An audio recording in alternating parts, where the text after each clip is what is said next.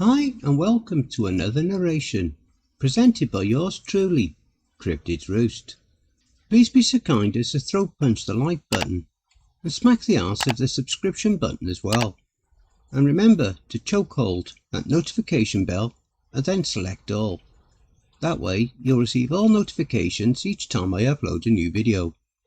And by subscribing you'll be the first to see all of our new spooky creepypasta stories. And be sure to check out the end screen at the end of the video. This will also direct you to two more videos. One will be the most recent video uploaded, and the other will be a random video from within my catalogue of stories that I have already narrated, so be sure to check those out. I would just like to say a very big thank you to all of the authors that I have worked with, and all the ones I will work with in the future. So, thank you all, my brothers and sisters. And now let's just take a moment's silence for all the haters. That'll do. If you would like to support the channel and help buy me a coffee, you can donate to my PayPal, cryptidsroost@gmail.com. And why not hashtag cryptidsroost in your comments? So grab your coffee, sit back and enjoy the show. And don't forget, where fear is, happiness is not. I found my likeness in a torture game, part 2, Cutting Deeper. This awesome series is written by cesly1987, a wonderful author over on Reddit. And if you would like to read more of his works, the Reddit link to his profile and his subreddit will be below in the description. I need the newest update from your game, I told Herald of the Void over the chat he had set up for us. This is already a big risk I'm taking helping you, Miss J. Are you certain you can't get what you need from the prototype version I've already sent you? I've combed all through the game levels. I've seen every twisted ending, every branching choice. I've even hacked the game and opened up the config. I know opening the command console wasn't hacking, but my nephew had advised me to play dumb to get more information out of the shady developer. Yes, I did tell my nephew. Let's call him Daniel for now. I was alone and needed somebody in my circle to help me. I know, however unlikely, Daniel could have been part of the creation of the torture game, even though Herald of the Void reluctantly told me this game's price range goes between 30,000 to 80,000 when completed. Daniel didn't have a job. He mined Bitcoin, received measly Twitch donations from live streaming, and had to walk the family dogs for a weekly allowance. But I tested him none the same. A true litmus test that only the best actors in my field could pass to fool me. I brought Daniel over to show him the prototype game on my computer. When he saw the first screen and upon seeing the kill room, he turned pale and refused to play. I had to be sure of his intentions, so I took over the mouse and keyboard to show him some of the worst features I had discovered. Explicit warning guys, it gets pretty bad from here in. My extremely detailed character model was strapped to a metal table, stripped naked and begging for mercy. Daniel, red with embarrassment, begged me for mercy too. He wondered why I was making him look at a virtual model of me naked. I felt terrible, but I had to be sure he was safe. I used my killer to cut out my body double's tongue, carving a wicked line from the middle of my bottom lip all the way down to the private region. Daniel vomited into the wastebasket under the computer desk. I felt like a horrible, horrible aunt, but I also felt happy it wasn't him. He even stopped, caught his breath, thought some more about what I showed him and threw up again. If he was faking, then he could give me lessons in method acting. I explained to Daniel that I needed his help. I really didn't want him involved at all. I was just clearing him of suspicion and selfishly needed someone to talk to. But now that I had fake recruited him, I had to give him a task that wouldn't put him in danger. I had him lurk the fan sites to see if anybody stood out as a possible threat. I also had him catalogue any evidence we came across to give to the police in case things turned sour and something happened to me. Finally, I forbid him from looking into the enigmatic Herald of the Void. Even though Herald seemed to be trying to help me, I had a feeling he was dangerous and he would be on the lookout for somebody trying to suss him out if he really was sticking his neck out for me. You may all still be mad at me for committing a form of war crime on my poor nephew by making him experience my virtual vivisection, and I totally understand anyone hating me. I hate myself a little too. Since becoming famous, I have been betrayed by the people closest to me, all looking to exploit me or fetishize me. First was my ex-husband, then my first agent, and even a long-time best friend.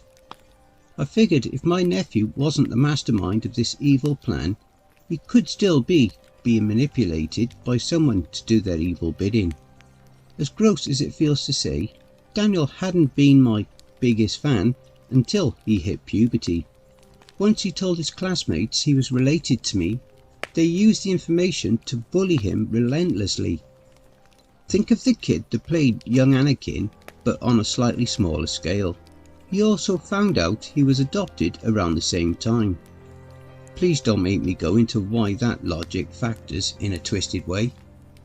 I like to think I secretly knew Daniel was innocent. That's why I tested him so quickly. But I'd be lying. Truth is, I was pretty jaded, but karma could sort me out later, if it needed to, later on. Schedule an impromptu fan meetup, came the suggestion from Herald of the Void. There are 3 smaller cons going on in your area in the next 2 weeks. Drop in and surprise your fans at the first, then let them know you are hitting up the next 2. How does that make sense? I'm supposed to be laying low, trying to figure out what mystery man is trying to kill me. How does showing up in public with little planning help me stay safe? There was a moment on the other side of the screen as Herald typed away furiously at his rebuttal. But I already knew what his logic might be. Again, I was playing the part of the helpless blonde, now with matching dyed hair and extensions. I got a new list of voice lines the client wants implemented into the game. Really strange stuff. I told him the laptop I was using to generate all your deepfake voices was on the fritz and was being repaired. I made up a lie about needing actual dialogue from you in order to create a baseline, so I could teach a new AI on my new computer. I told him the closer to the actual requested voice line, the better, and it would take weeks before I could patch it into the game if I didn't get them. I didn't like the prospect of meeting the guy that fetishizes murdering me, but I was running out of leads, and I had just found the bondage rope in my backyard 4 days ago. He was near and getting bolder and bolder. It felt like there was a ticking clock counting down to when I was ending up in the IRL kill room. I've already added the text for the audio into the game. He already wants a lot of his lines already imported, probably so he can read it and get off to it. Maybe you can run through the game again, maybe get clues on his identity without scheduling a meet and greet with your fans, Herald added quickly. I angrily signed off. Both prospects seemed like shit to me, but only one had me in danger of any real physical harm, not just mental. So I reluctantly booted up the torture game, grimaced again at the horrid picture of the crucified crowman, experienced my screaming face, and finally selected Kill Room. There I was, once again, transported into a dark medical room, and once again my virtual double was tied down to a medical gurney of some sort. To not get confused, we will call my virtual body double VBD from now on. Like she had done every time, VBD began begging me to let her go. I had heard it all before, and I'd explored all the dialogue options with VBD from this point in the game. I quickly reached out to turn my wireless speaker volumes all the way down. VBD's whiny voice cut out of existence. It had become almost second nature to immediately turn off the nauseating sound of me begging for my life. I had already put myself through the real torture of replaying the kill room over and over, scarring my mind by scouring every dialogue line and torture option. It always ended with the player making it clear there was no hope of escape, and torture continued until VBD died. I know I'm going to have to go to my shrink twice a week for the next couple of decades to deal with what I have done to my poor VBD. I've used pliers for fingernails, teeth and toes, a blowtorch to cauterize bleeding wounds so the torture session could continue longer, but that caused VBD to faint, so I would have to reload the game or actually wait a real hour for VBD to wake up again. Or I could use a shot of adrenaline to wake her up, even though too much will cause her heart to explode.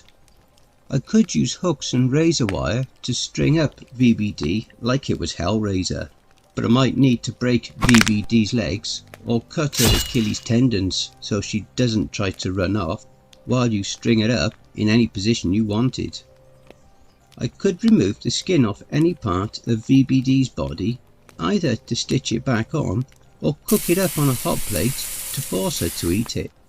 I blew chunks after discovering that, and if the begging and screaming got too annoying, I could cut out VBD's tongue or crush her windpipe. That's just a short list of things available to perform on the current build of the game. It was very detailed, very intricate, and very disturbing.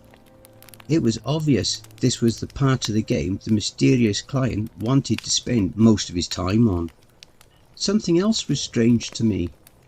During all this depravity, there was this distinct lack of sexual content, and this game did everything to the 10th degree, but no sex, just torture. Harold even told me he had many in-game assets to easily make the game more perverse, but the client never requested any of it to be implemented into the current build of the game. It was as if the client just got off on the torture, or really hated me. In-game, I cycled quickly through dialogue options. VBD stared at me from the table, pleading for her life, and I chose at random what taunt or threat I replied to her with. And then a new line of dialogue caught my eye.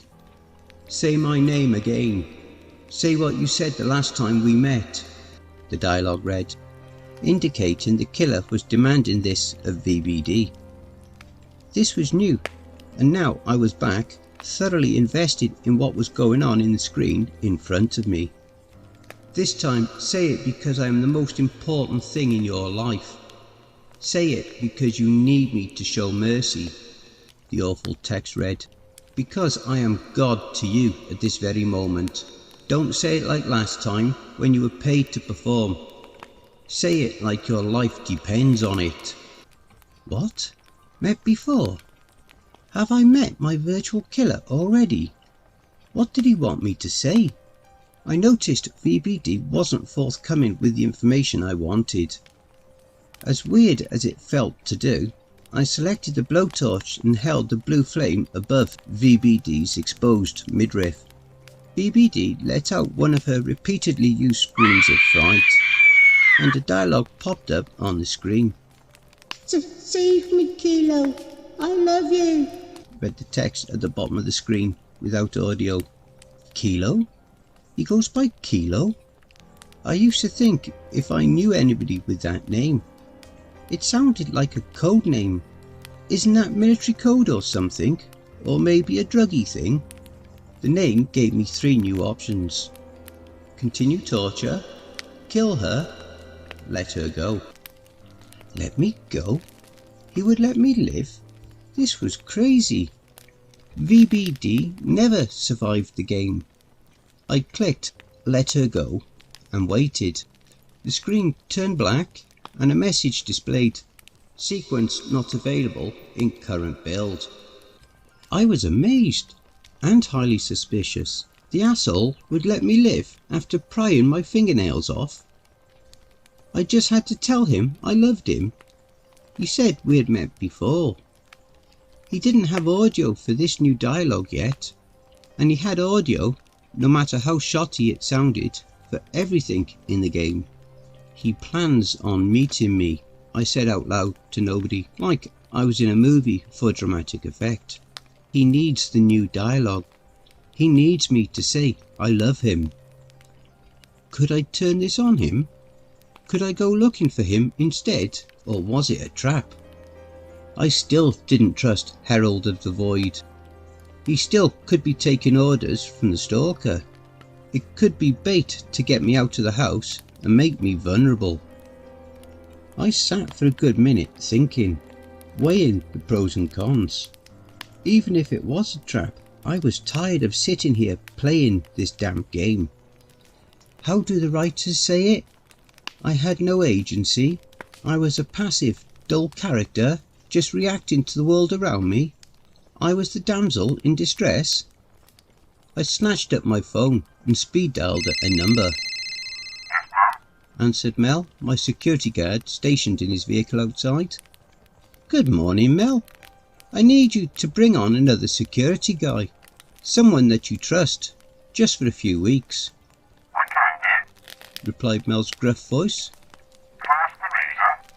I'm going to drop in on a couple conventions in the area. You know, get some fan reactions.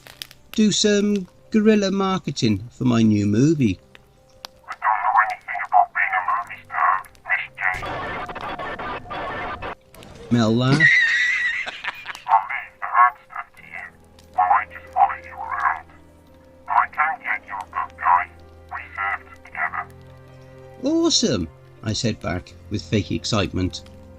I was putting my acting skills to work, so nobody suspected how paranoid and scared I was. This nightmare had to stop. I was tired of huddling, scared over a computer, waiting for a new update. I had to take my agency back. I had to have drive. I was on the hunt now. I was going to meet this sicko I was going to love. Don't forget, if you enjoyed that story, be sure to pop over to the author's Reddit profile and drop them a line. Or even give them a glowing review. I'm sure they really would appreciate it. The link to their Reddit profile will be below in the description. Please be so kind as to throat punch the like button and smack the ass of the subscription button as well. And remember to tap the notification bell and then select all. That way you'll receive all notifications each time I upload a new video. Oh, and don't forget to share the video far and wide. This will all help with YouTube's algorithm and will help to promote this channel more. And don't forget to check out the merch store. The link will be in the description and also in the video thumbnail. And if you would like an honourable mention, send in a snapshot of yourself with your purchase and I'll feature it in one of the videos. I now have my very own subreddit community where you can submit any stories you've written. You can submit your stories or encounters either there or send them to cryptidsroost@gmail.com. If you wish to remain anonymous, that's fine with me. All the links are below. I also have a Facebook group, Twitter, Reddit, and you'll also find me on Discord. If you would like to support this channel and help make it grow, my PayPal is paypal.me/cryptidsroost. Again, that will also be below.